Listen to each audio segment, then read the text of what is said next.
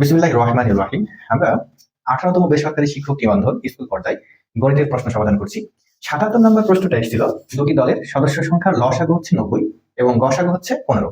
দলের সদস্য সংখ্যা কত? তাহলে আমরা ধরে নেব যে ধরি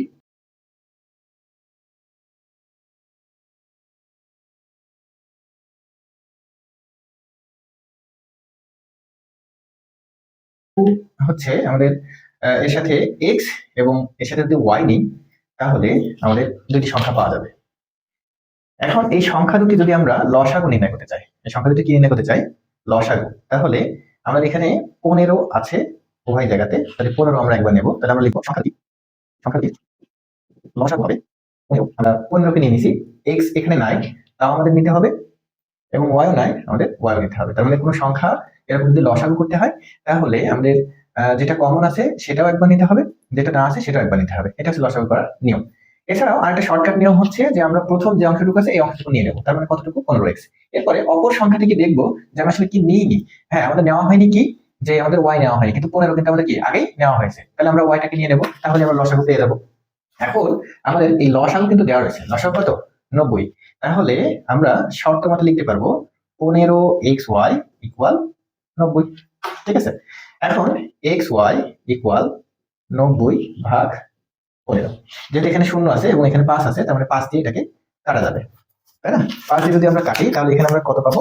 এখানে পাবো 3 5 15, আর এখানে পাবো 5 একে 5। তাহলে এখন 9 এর ভিতরে আমরা কিন্তু 5 নিয়েই ফেলেছি, আর তাহলে থাকবে কত? 4। তাহলে এখানে হবে কত? 40। তাহলে আমাদের 5 দিয়ে যদি 40 কে ভাগি তাহলে কত হবে? 5 8 40। এখন 3 দিয়ে যদি আমরা 18 কে কেটে দিই তাহলে কত হবে? 3 6 18। তাহলে আমরা xy ইকুয়াল পাবো কত? 6। হ্যাঁ, এখানে দুইটা সংখ্যার গুণফল আমাদের কত হয়েছে? আমাদের 6 হয়েছে বা 6 হয়েছে। তাহলে আমরা এই 6 কে যদি ভাঙি তাহলে পাবো হচ্ছে 6, এটাকে ভাঙবো হচ্ছে 2 দিয়ে, তাহলে আমরা পাবো হচ্ছে 3, তাই না?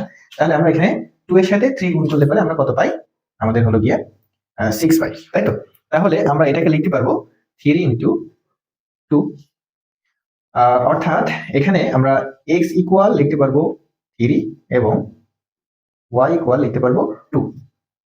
ঠিক আছে, তাহলে দেখেন আমরা এই x এর সাথে আমরা 15 গুণ করেছিলাম এবং y এর সাথে 15 গুণ করেছিলাম। এখন আপনারা x এর মান এই যে 3 ধরেছি, y এর মান 2 ধরেছি, এটা চেঞ্জ করতে পারবেন, কোনো সমস্যা নাই। যদি আপনি চেঞ্জ করেন 15 এর সাথে এখানে গুণ করলে পারে একটা সংখ্যা পাবেন আপনি হচ্ছে 3 15 45, অর্থাৎ এটা আমি একটু মুছে দিই, আগে আমরা এটা করেছিলাম এই যে 15x। তাহলে আমরা 15x এর মান কত আমরা পেয়েছি? এখানে আমরা 3 ধরেছি, তাহলে আমরা 3 15 কত পাবো? 45। আবার 15y, এখানে y এর মান কত ধরেছি? 2, তাহলে আমরা 15 দোকানে কত হবে? 30। ঠিক আছে, তাহলে কত হলো? 15 দোকানে 30। তাহলে উভয় দলের মোট সদস্য সংখ্যা কি হবে? এই দুটা সমষ্টি, তাই উভয় দলের সদস্য সংখ্যা হবে 45 প্লাস 30 ইকুয়াল 75, অর্থাৎ 75 জন হবে।